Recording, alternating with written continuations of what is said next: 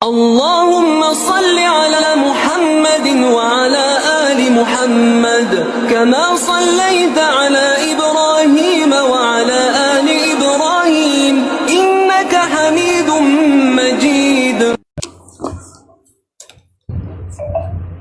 نحمده ونصلي على رسوله الكريم.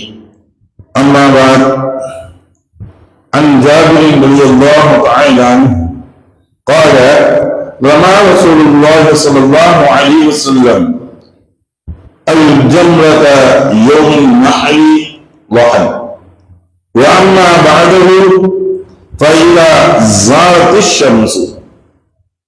أو قال النبي صلى الله عليه وسلم صدق رسوله الكريم. அன்னைக்குரிய சகோதரர்களுக்கு நேற்று ஷைத்தானுக்கு கல்லெறிவதை பற்றி பார்த்து வந்திருந்தோம். இன்றைய பாடம் எத்தனை கற்கள் எரிய வேண்டும், எத்தனை நாட்களுக்கு எரிய வேண்டும், எந்த நேரங்களில் எரிய வேண்டும், உணர்வுக்குரிய நேரங்கள் என்பது இருக்கிறது.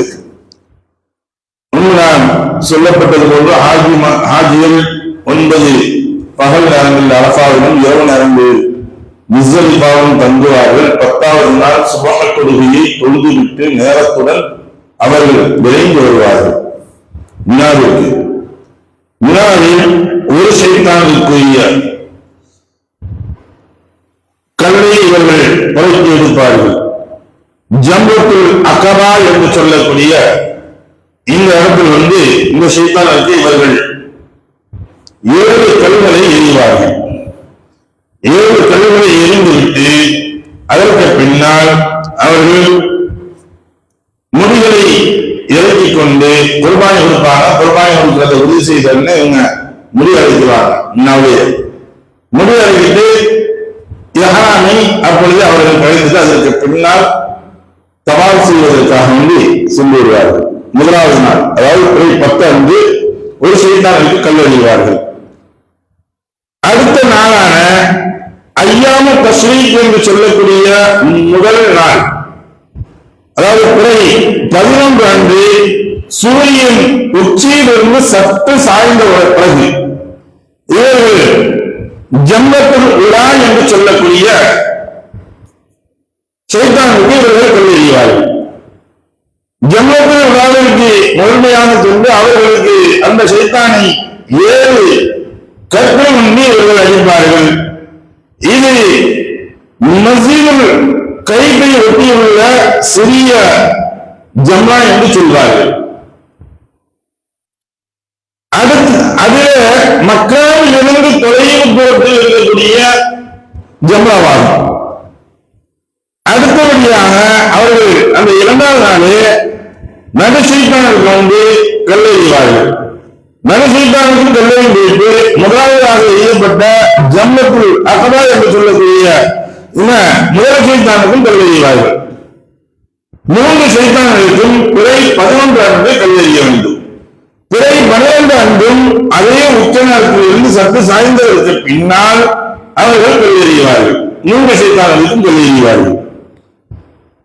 பிறை 13 அன்றும் அவர்கள் 3 சைத்தான்களுக்கு கல்லெறிய வேண்டும். அதே போன்று ரசூலுல்லாஹி ஸல்லல்லாஹு அலைஹி வஸல்லம் அவர்கள் கூறியதாக ஜாபிர் இப்னு அப்துல்லாஹ் ரலியல்லாஹு அன்ஹு அவர்கள் கூறியதாவது, ரசூலுல்லாஹி ஸல்லல்லாஹு அலைஹி வஸல்லம் அவர்கள் நஹ்ருடைய, அதாவது துல்ஹஜ் மாதம் 10வது நாள் முற்பகல் நேரத்தில் அதற்கு அடுத்த நாட்களில் சூரியன் உச்சியிலிருந்து சாய்ந்ததும் கற்களை எறிந்தார்கள் என்பதாக சொல்றார். அப்ப மொத்தம் எத்தனை கற்கள் எறியப்படுகின்றது இந்த 4 நாட்களில் என்று பார்க்கக்கூடிய சமயங்களில் பிறை 10 அன்று பார்த்தோம் என்றால் வெறும் 7 கற்கள் தான் எரியும் ஒரு சைத்தானுக்கு. பிறை 11 அன்று 21 கற்களை எரிய வேண்டும். ஒவ்வொரு சைத்தானுக்கும் 7 கற்கள் வீதம் 23 சைத்தானுக்கு 21 கற்கள். 12 அன்று 21 கற்கள், 13 அன்றும் 21 கற்கள். ஆக 3 நாட்கள் 4 நாட்களில் இந்த 3 சைத்தானுக்கும் கல்லெறிந்ததை பார்த்தால் 70 முறைகள் அவர்கள் கல்லெறிய வேண்டும். இதை எறிவதை ஒரு மனிதன் செய்யாமல் விட்டுவிட்டார், அவன் ஏதோ ஒரு காரணத்தினால் அவன் எரிய முடியவில்லை என்றால் அடுத்தவர்களிடம் கொடுத்து எரிய சொல்லலாம். அது மொத்தத்துக்கே எரியாம வந்துட்டான் அப்படின்னா அவனுக்கு விஜயா என்று சொல்லக்கூடிய அந்த குற்றத்திற்காக வேண்டி அவன் ஒரு ஆண்டை வரையிட வேண்டும். அதனுடைய நடைமுறைகள் முன்னால் சொல்லப்பட்டிருக்கின்றோம். அதுபோன்று அவர்கள் செய்ய வேண்டும் என்பதுதான் இந்த ஹதீஸின் வாயிலாக நமக்கு உணர்த்தக்கூடியது. எதை படித்தமோ எதை கேட்டோமோ அதை விளைந்து நடக்கக்கூடிய நன்மக்களாக உள்ளவங்களாக உங்களை மாற்றி அருள்வாராக. வாஹிதாவுடன் அல்ஹம்துலில்லாஹி ரப்பில் ஆலமீன். சுப்ஹானல்லாஹி வபிஹம்திஹி சுப்ஹானல்லாஹும்ம வபிஹம்திஹி வ அஷ்ஹது அல்லா இலாஹா இல்லா அன்த அஸ்தக்ஃபிருக வ அத்தூபு இலைக். ஆமீன். சுப்ஹான ரப்பிக ரப்பில் இஸ்ஸத்தி அம்மா யசிஃபூன் வ ஸலாமுன் அலல் முர்ஸலீன் வல்ஹம்துலில்லாஹி ரப்பில் ஆலமீன்.